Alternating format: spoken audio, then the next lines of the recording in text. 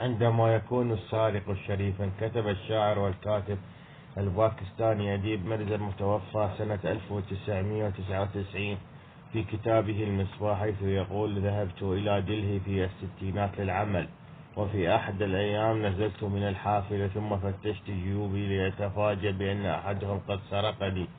وما كان في جيبي حين نهبت سوى مبلغ 9 روبيات ورسالة في مضروب كنت قد كتبتها إلى أمي، يقول لها في هذه الرسالة: أمي الحنون، قد فصلت من عملي ولا أستطيع أن أرسل لك هذا الشهر مبلغ 50 روبية المعتاد عليها،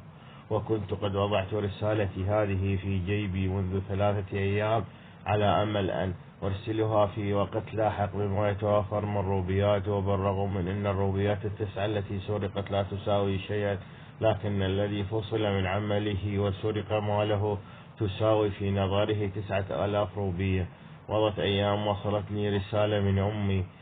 توجست خوفا وقلت في نفسي: لا بد أنها طلبت المبلغ الذي اعتدت إرساله إليها، لكني عندما قرأت الرسالة احترت كونها تحمل شكرها ودعواتها لي قائلة: وصلتني منك 50 روبية عبر حوالتك المالية،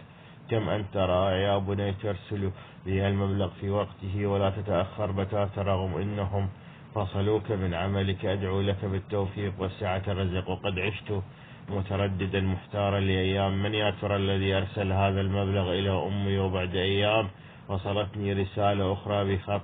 يد بالكاد يقرأ، كتب فيها صاحبها: حصلت على عنوانك من ظرف الرسالة، وقد أضفت إلى روبياتك 41 روبية كنت قد جمعتها سابقا وأرسلتها حوالة مالية إلى أمك حسب العنوان الذي في رسالتك. وبصراحة فإني قد فكرت في أمي وأمك، فقلت في نفسي: لماذا تبيت أمك أيامها طاوية على الجوع ويتحمل ذنبك وذنبها؟ تحياتي لك، أنا صاحبك الذي سرقك في الحافلة، فسامحني. المختصر: أحيانا قد نصادف في حياتنا لصوص أشرف بكثير